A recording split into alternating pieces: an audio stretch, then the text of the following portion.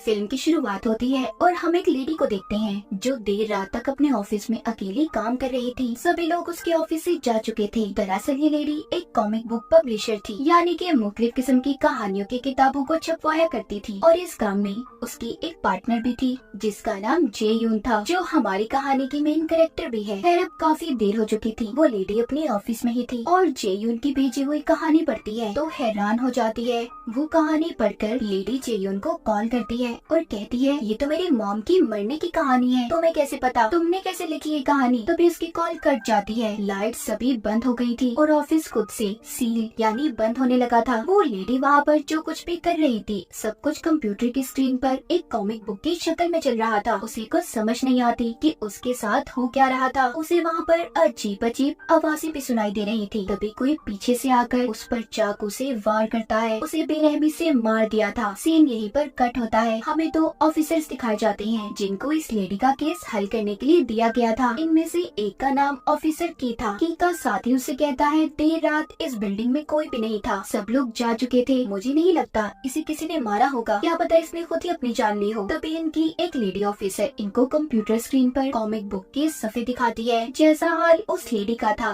बिल्कुल वैसी ही तस्वीर कॉमिक बुक के पेज यानी सफ़े पर थी। ये बहुत ही अजीब बात थी। दूसरी तरफ हम जेयून को देखते हैं जो आधी रात को अपनी गाड़ी चलाकर कहीं पर जा रही थी। जेयून दरअसल एक कॉमिक राइटर होती है, यानी कि वो कहानियाँ लिखने के साथ साथ उन कहानियों से जुड़ी हुई तस्वीरें ड्राइंग्स भी बनाया करती थी और इसी की कहानियों को वो लेडी पब्लिश किया करती थी। अब जब ये अपने घर जा रही थी तो अचानक से एक छोटी बच्ची इसकी गाड़ी के आगे आ जाती है। जेयून ने जल्दी से ब्रेक लगा दी थी। अब वो छोटी बच्ची उसके पास आती है और कहती है, क्या आप मुझे मेरे घर पर छोड़ देंगी, मेरा घर यही पास में है। जेयून ने भी उसे अपनी गाड़ी में बिठा लिया था। जाते हुए वो उससे सवाल करती है, अच्छा ये बताओ तुम्हारा नाम क्या है और तुम कितने साल की हो। वो छोटी बच्ची जेयून को अपना नाम बताती है और साथ ही ये भी कहती है कि मेरी उम्र 16 साल है। जेयून कहती है, अच्छा मगर लगती तो तुम सिर्फ 10 साल की हो। जिस पर वो बच्ची जवाब देती है कि 10 साल की तो मैं तब थी जब मेरी मौत हुई थी। जेयून की सुनकर हैरान हो जाती है और डर भी गई थी। जब वो उस छोटी बच्ची की तरफ देखती है तो वो उसकी गाड़ी से गायब थी। वो डरकर गाड़ी से बाहर आ जाती है। तभी किसी ने उसके हाथ को जोर से पकड़ लिया था। वो डरकर दोबारा अपनी गाड़ी में बैठ गई थी। तभी उसे अपनी गाड़ी के सामने उस छोटी बच्ची की आत्मा नजर आती है जो खून से भरी हुई थी। कुछ देर के बाद हमें दिखाया जाता है कि जेयून कहीं और ही थी। अब उसे ऐसा लगता है कि शायद ये सब उसकी इमेजिनेशंस, उसके ख्यालात हैं। मगर जब वो अपने हाथ पर निशान को देखती है तो उसे सब कुछ अजीब लगता है। इसके बाद वो अपनी एक डॉक्टर के पास जाती है। उन्हें बताती है कि उसके साथ कुछ दिन से सब कुछ अजीब हो रहा है। उसे या तो अजीब सपने आते हैं या फिर ख्यालात। मैं जब उन सपनों या ख्यालों से बाहर आती हूँ तो अलग ही दुनिया में होती हूँ, एक अलग जगह पर, और मुझे अपने जिस्म पर भी निशान मिलते हैं। डॉक्टर जेयून को बताती है कि ऐसा अक्सर बहुत से लोगों के साथ होता है, ये एक बीमारी भी हो सकती है। मुझे लगता है तुम्हारी असल दुनिया और सपनों की दुनिया में तकरार है जिस वजह से तुम्हारे साथ ये सब कुछ हो रहा है। उधर लैब में उस लेडी की लाश को डॉक्टर चेक कर रहे थे जो ऑफिस में मरी थी। डॉक्टर ऑफिसर की को बताते हैं, मुझे तो लगता है इस लेडी ने अपनी जान खुद ली है क्योंकि चाकू पर भी इसी की उंगलियों के निशान हैं और उस वक्त ऑफिस में इसके अलावा कोई और था भी नहीं। मगर ऑफिसर की इस बात को मानने से मना कर देता है और कहता है ऐसा नहीं हो सकता क्योंकि इतनी बेरहमी से कोई खुद को भला क्यों मारेगा। जिसके बाद अपने ऑफिस में ऑफिसर की जेयून की कॉमिक बुक को पढ़ रहा था जिसका एंड आखिरी हिस्सा पढ़कर वो डर जाता है। तभी उसका साथी कहता है कि तुम मान क्यों नहीं लेते, उस लेडी ने अपनी जान खुद ली थी, हमें इस केस को बंद कर देना चाहिए। मगर ऑफिसर की इस बात को मानने से इनकार कर देता है। उसे ऐसा कुछ नहीं लग रहा था, वो इस केस की तह तक जाना चाहता था। इधर जेयून जब अपने घर में सो रही थी तभी उसकी दरवाजे की बेल बजती है। जब ये जाकर देखती है तो उधर वही इसकी पार्टनर लेडी पब्लिशर खड़ी थी जिसकी ऑफिस में मौत हो गई थी। मगर इस बारे में जेयून को अभी तक कुछ भी नहीं पता था, इसीलिए वो उसे अंदर आने का कहती है। जब वो दोबारा उसकी तरफ देखती है तो उसका जिस्म खून से भरा हुआ था। ये देखकर जेयून डर जाती है और उठ गई थी, मतलब ये भी उसका एक सपना ख्वाब था। तभी उससे मिलने ऑफिसर की और उसका साथी आते हैं जो उसको अब उस लेडी की मौत के बारे में बता रहे थे। कहती है कि इसने अपनी जान खुद ली है और इसकी लाश ऐसी हालत में पाई गई जैसा करेक्टर कार्टून तुमने अपनी कॉमिक बुक में बनाया था। वो पूछते हैं क्या तुमने इस कॉमिक बुक को किसी और को भी भेजा था। कहती है नहीं, पहले मेरी पब्लिशर जो मर गई है, जिसके बारे में आप लोग मुझे बता रहे हैं, वो इस कॉमिक बुक को देखती है। फिर आगे किसी और को भेजा जाता है। वो कहती है कि आखिरी कॉल उसने तुम्हें की थी। जेयोन कहती है नहीं, ऐसा नहीं हो सकता, मैंने तो उसे कॉमिक बेचकर अपना फोन बंद कर दिया था। इसके बाद हमें एक आदमी सन को दिखाया जाता है जो जली हुई लाशों को उठाने का काम किया करता था। अभी भी वो यही काम करने अपने साथी के साथ जा रहा था, मगर उसके साथी को एक काम पर जाता है, तो इसीलिए अब सन को अकेले ही जाना पड़ता है। अब जब वो उस जगह पर पहुंच गया था और अपने बैग से कुछ ढूंढ रहा था, तभी वहाँ की लाइट्स जलने बुझने लगी थी और जो वहाँ पर जली हुई लाश थी उसकी पोजीशन भी बदल जाती है। उसे अपने साथी का टैब मिलता है जिसमें वही कॉमिक चल रही थी जो सन के साथ आज से 5 साल पहले हुआ था। दरअसल उसकी बीवी बहुत बीमार थी, वो किसी भी इलाज से ठीक नहीं हो पा रही थी, तो सन ने अपनी बीवी को गलत दवाइयाँ देकर मार दिया। और जब ये सारी अपनी कहानी टैब में देखता है तो हैरान हो जाता है और बहुत ज्यादा डर गया था। तभी जली हुई लाश उसे पीछे से पकड़ लेती है और किसी चीज ने उसे खींचकर बंद कर दिया था जहाँ पर लाशों को रखा जाता। यहाँ पर हम देख पाते हैं उसकी बीवी की आत्मा उससे बदला लेना चाहती थी, क्योंकि उसने बिना किसी वजह से अपनी बीवी को मार दिया था। यही कॉमिक बैठा ऑफिसर की भी देख रहा था, उसे भी कुछ शक सा होता है, इसलिए वो तहकीक करने हॉस्पिटल पहुँच गया था। उधर जी यून को भी जब इस कॉमिक के बारे में पता चलता है तो वो सन को बचाने उसके पास आ गई थी, मगर उसने अपनी बीवी के डर की वजह से खुद ही को मार लिया। तभी उधर ऑफिसर की भी आ जाता है जो अब जेयुन को सन का कातिल समझ रहा था। वो जेयुन को पकड़कर अपने साथ ले गए थे। जेयुन उनको बताती है मैंने उन्हें नहीं मारा, मैंने तो वहाँ पर एक आत्मा को देखा था। ऑफिसर की कहता है चलो मान लेते हैं कि तुमने उन्हें नहीं मारा, फिर तुम्हें उस लेडी और सन की जिंदगी के बारे में कैसे पता कि उनके साथ ये सब कुछ हुआ था और तुमने उनकी जिंदगी पर कॉमिक भी लिख दी। यहाँ पर जेयुन ऑफिसर को बताती है मैंने ये कॉमिक्स, ये कहानियाँ लिखी ही नहीं है। दरअसल 1 साल पहले मेरी एक कॉमिक मशहूर हुई थी, उसके बाद मुझे कोई नया आइडिया नहीं आया। एक दिन मुझे एक अनजान नंबर से ईमेल आई जिसमें बहुत ही अजीब सी ड्राइंग्स की तस्वीरें बनी हुई थी, बिल्कुल वैसे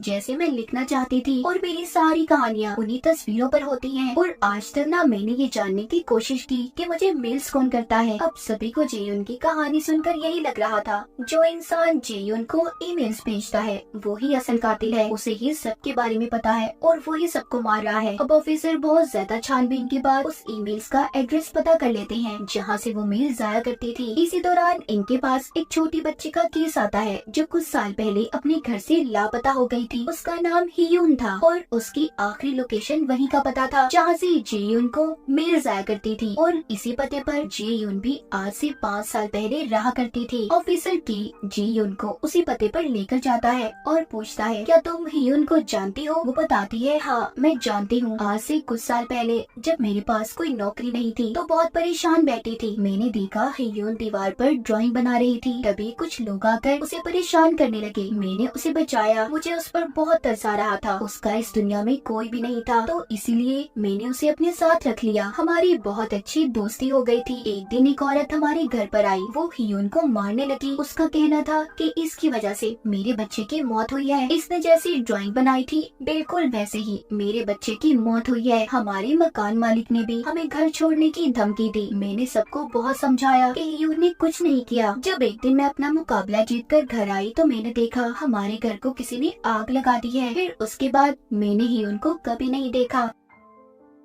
ढेर सारी कहानी सुनाने के बाद जेयुन ऑफिसर की को उसी घर के अंदर लेकर आती है जहाँ पर एक कंप्यूटर पड़ा था और इसी कंप्यूटर से जेयुन को ईमेल जाया करती थी। ऑफिसर की को अभी शक था कि ये काम शायद हियून का है, वो ही छुप कर तुम्हें मेल्स करती हो। जेयुन कहती है नहीं, मुझे नहीं लगता ये वो ही सब कुछ करती है। ऑफिसर की कहता है देखो इस जगह के बारे में तुम्हारी या हियून के अलावा कोई नहीं जानता। इसके बाद खैर ये दोनों होटल में जाते हैं। तभी हम यहाँ पर देखते हैं कि कोई ऑफिसर की और जेयुन पर नजर रख रहा है। यहाँ पर ऑफिसर की को उसके साथी की कॉल आती है। तभी जेयुन को भी हियून का मैसेज आया था कि वो उससे मिलने उसके पुराने घर पर आए। ये मैसेज देखकर जेयुन घबरा गई थी और बिना किसी को बताए ऑफिसर की गाड़ी लेकर निकल गई थी। ऑफिसर की उसे बहुत पूछता है कि कहाँ जा रही हो, मगर वो कुछ नहीं बताती और गाड़ी लेकर चली जाती है। अब जब भी अपने पुराने घर पर पहुँचती है मगर अचानक से कोई आकर इस पर हमला कर देता है जिससे ये बेहोश हो गई थी। उधर ऑफिसर की अपने साथी को कॉल करता है और जेयुन के बारे में बताता है कि वो भाग गई है। ये सुनकर उसका साथी कहता है अभी तो होटल में तुम दोनों साथ ही थे। उसकी ये बात सुनकर ऑफिसर की हैरान हो जाता है क्योंकि उसने अपने साथी को तो ये बताया ही नहीं था कि वो दोनों होटल में भी गए थे। अब इसीलिए ऑफिसर की उसकी लोकेशन से अपने साथी का पीछा करता है और यहाँ पर हमें ये बात पता चलती है कि हियुन बनकर जेयुन को मैसेज ऑफिसर की के साथी ने किया था और उसे बेहोश भी। अब जेयुन ऑफिसर की के साथी के कब्जे में थी। वो उसे अगवा करके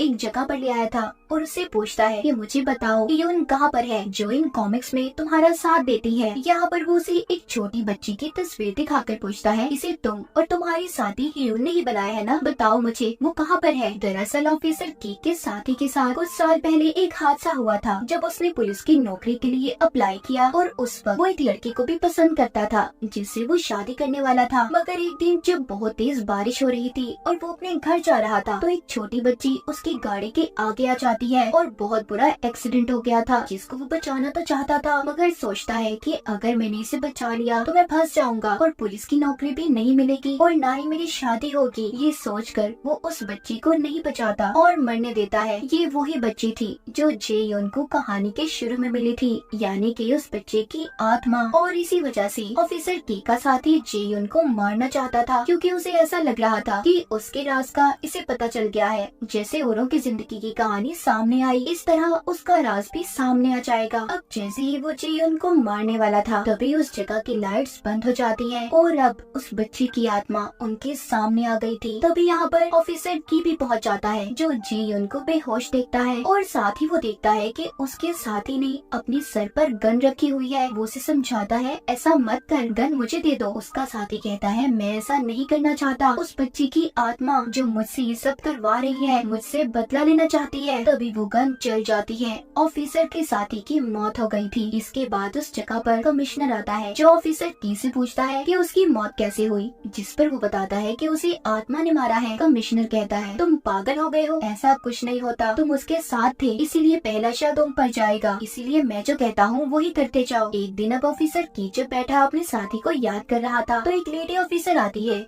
जो उसे उस छोटी बच्ची की बनी हुई तस्वीर देती है जो मरने से पहले इसके साथी के पास थी। उसी बच्ची की जो उसकी गाड़ी के आगे आकर मर गई थी। वो उससे मिलती जुलती जेयुन की कॉमिक्स देखता है। उसे फिर से उस पर शक हो रहा था। उधर जेयुन को फिर से उसकी मेल्स आती हैं। अब उन तस्वीरों में कोई और नहीं बल्कि अब जेयुन से मिलती जुलती तस्वीरें थी, यानी कि उसकी अपनी कहानी।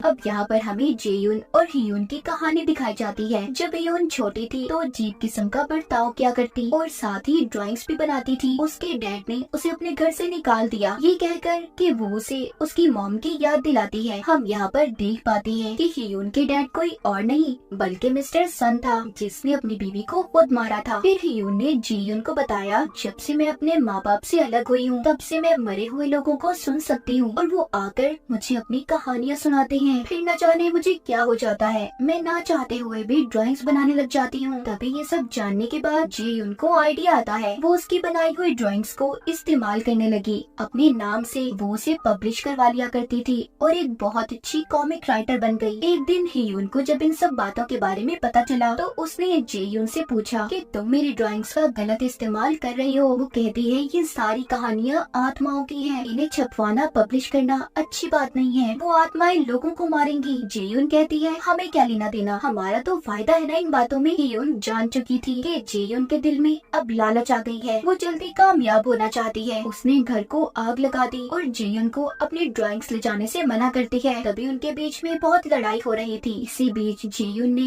एक पत्थर का एंटीक उठाकर हियुन के सर में दे मारा जिससे उसकी मौत हो गई। इसका मतलब हियुन को किसी और ने नहीं बल्कि जेयुन ने ही मारा था और जो उसने पहले कहानी सुनाई वो झूठी थी। इसके बाद वो हियुन की सारी ड्राइंग्स ले गई और उन्हें पब्लिश करवा दिया। फिर बाद में वो एक मशहूर कॉमिक राइटर बन गई। अब कहानी दोबारा से प्रेजेंट यानी मौजूदा दौर में आती है। जेयुन अपने पुराने घर में आकर हियुन को बहुत याद कर रही थी कि उसने उसके साथ बहुत गलत किया था। तभी हम यहाँ पर देख पाते हैं जो पावर्स ताकतें पहले हियुन के पास थी उसके मरने के बाद वो सारी पावर्स जेयुन के पास आ गई थी। वो बेटी 3 आत्माओं की कहानियाँ लिख रही थी। एक उस लेडी की मॉम की जो सबसे पहले मरी, दूसरी सन की बीवी बीवी की और तीसरी उस छोटी बच्ची की। सभी ने जेयुन को अपनी कहानियाँ सुनाई थी। कहानी के शुरू में हमने जो ऑफिस में लेडी देखी जो जेयुन की पार्टनर पे थी, उसको उसके मॉम की आत्मा ने मारा था क्योंकि मरते वक्त उसने अपनी मॉम को नहीं बचाया। दूसरी सन की बीवी की जिसने अपने हस्बैंड को मार दिया क्योंकि उसने उसे जानबूझकर मारा था।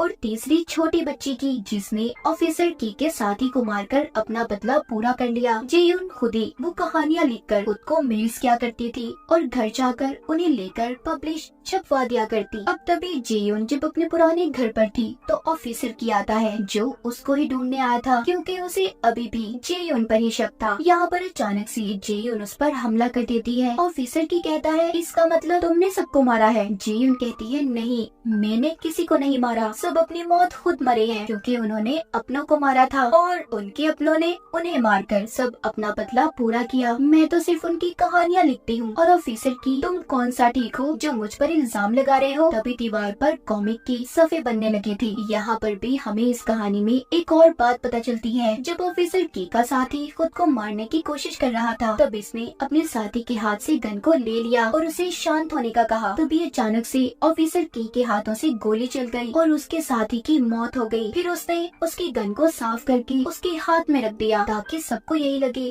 कि उसने अपने आप को खुद मारा है। अब यहाँ पर जो नई कहानियाँ बनने लगी थी, अब बारी ऑफिसर की थी। उसके साथी की आत्मा उससे बदला लेने आई थी। वो उस पर कंट्रोल करके गन को चलवा देता है जिससे ऑफिसर की भी मौत हो गई थी। हम जीयुन को देखते हैं जो चुपचाप अपने पुराने घर से बाहर आ जाती है। अब क्या मरने वाले लोगों की कहानियाँ जीयुन ऐसे ही लिखती रहेगी और क्या वो लोग आकर अपने कातिलों से अपना बदला लेंगे। और इसी के साथ इस फिल्म की कहानी यहीं पर खत्म हो जाती है।